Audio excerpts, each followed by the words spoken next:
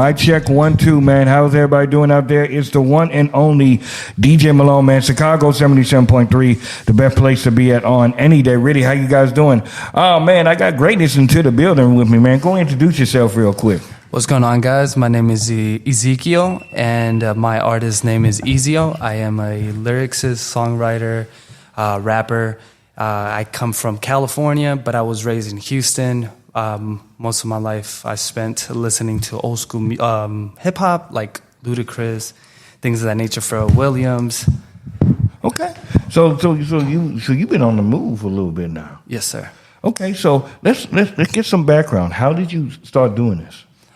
So music was something that my brother got me into from a very, very young age. I was like finishing middle school, so this was over 15 years ago. Okay.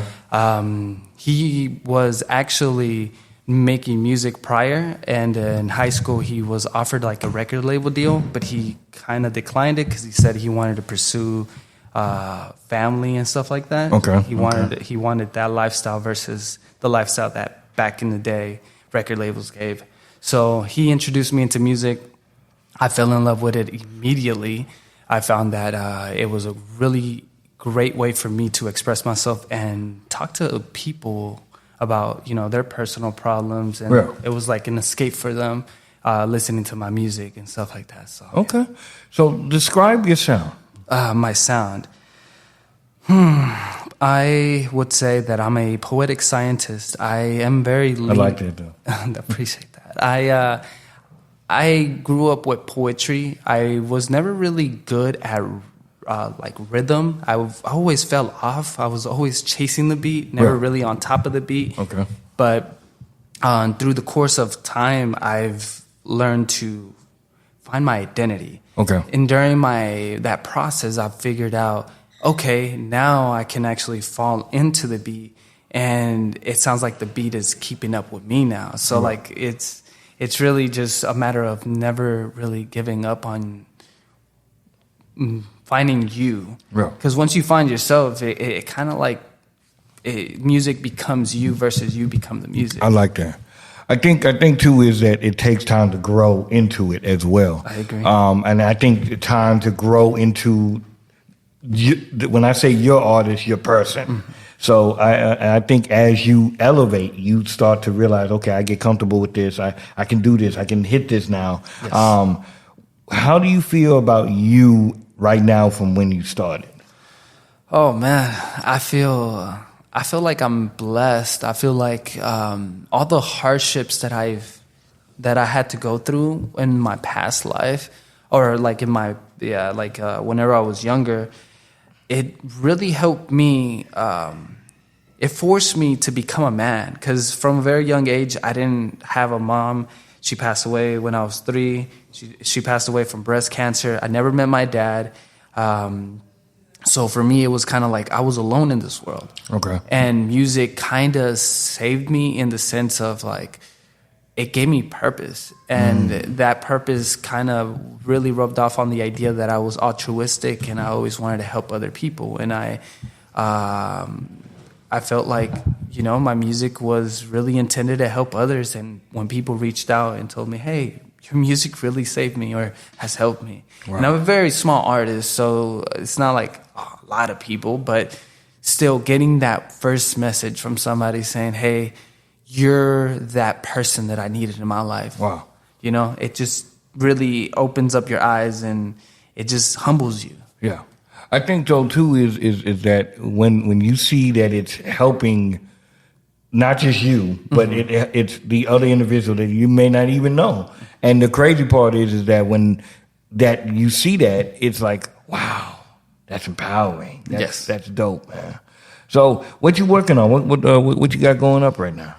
So I have an engineer. He's actually in the building. Okay. And Maestro is one of the. He was actually the first engineer that I ever worked with that I felt like understood music in a whole different complexity. And not only that, he was really good at identifying somebody's identity and helping guide that individual if they haven't figured out what their true identity is. And he put me in the right direction and has made me found a really good sound. Okay. And I'm working on a project called Delight, and I'm a very positive, very pacifistic individual. So most of my music is going to be more of the very calm, not intended for like the club scene or anything like that. It's more intended of like a more like headspace. Like, hey, you need some therapy. My music is therapeutic. You have a hard time sleeping. My music is very dreamy.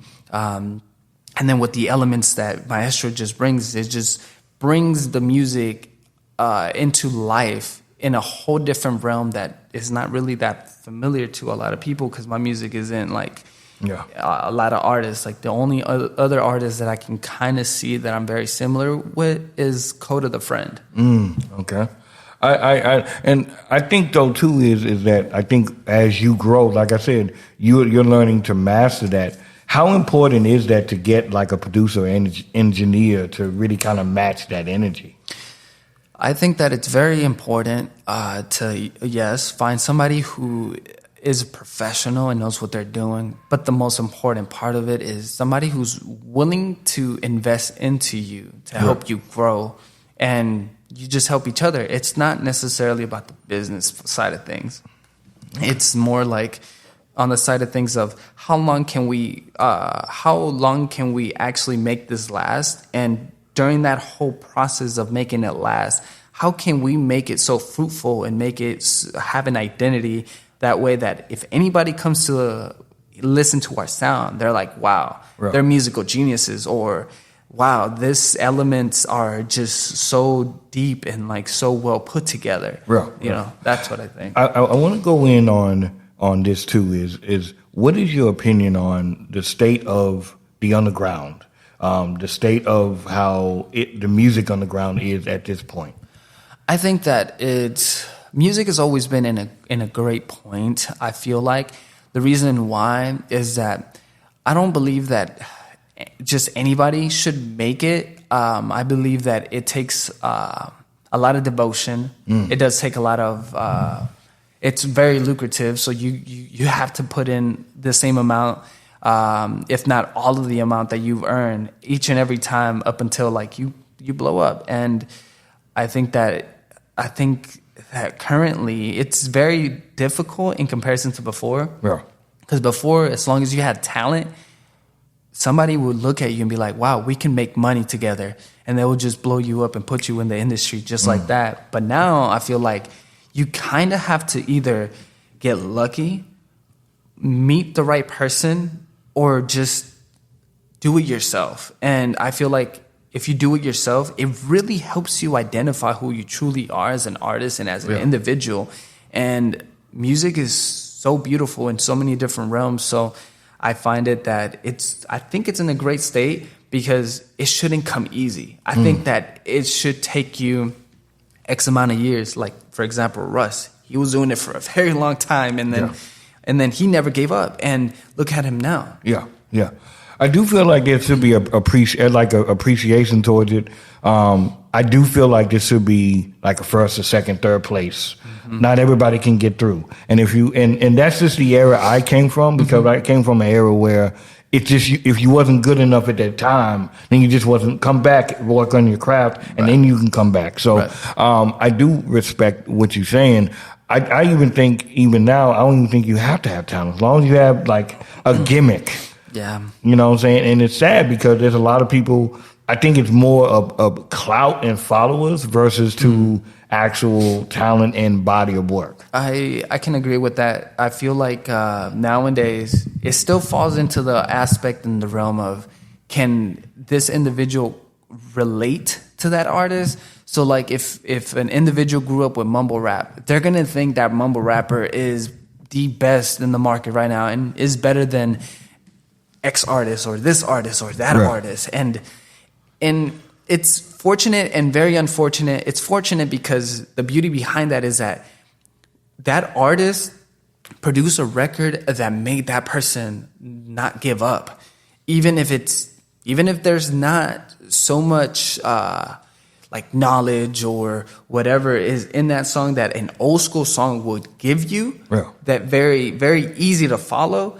Now it's not universal. It's only for a specific category of people, while old music is more universal. But of course, because of how this generation is now, it's kind of difficult for them to even be captivated enough to like want to listen, because they don't even want to listen to their own parents. They kind of want to go through their own thing. I get that.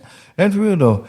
How do you feel like as far as contributing wise, how do you feel like you can help the situation as far as like you as an artist? How do you feel like you can pass that knowledge down to other people and possibly help? The same way that I've been doing it, not giving up. I feel like I've been telling everybody, is that I wasn't born with per se rhythm at all. My brother had to splice my vocals and line it up to the beat. And now it's at a point where it's like, my engineer doesn't have to do that. My engineer just looks at me, knows exactly what I'm gonna do. He says, I'm ready when you are. I go into the booth. He hits record. We lay it out. 10, 15, 20 minutes.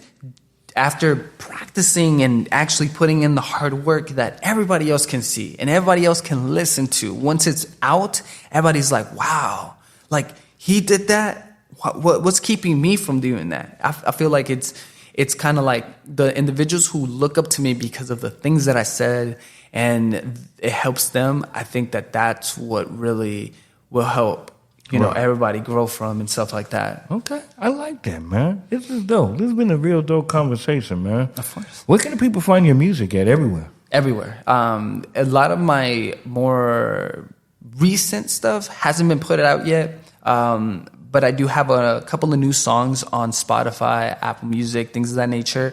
I am on SoundCloud. A lot of my old stuff is on SoundCloud. Before, I've learned and taught myself about identity. It was whenever I was still learning. And yes, I'm still learning currently. Yeah. But all the new music that I have in Delight, the project that I'm working on with Maestro, that goes to showcase my most recent assets and skills that I've developed and I actually put together with him. So once that is complete, that's going to be on all major platforms, and I'm going to be doing everything in my ability to try to push it out, because I feel like a lot of artists and a lot of individuals who aren't even in the music industry can learn and take from it. Real. I like that, man. That's dope.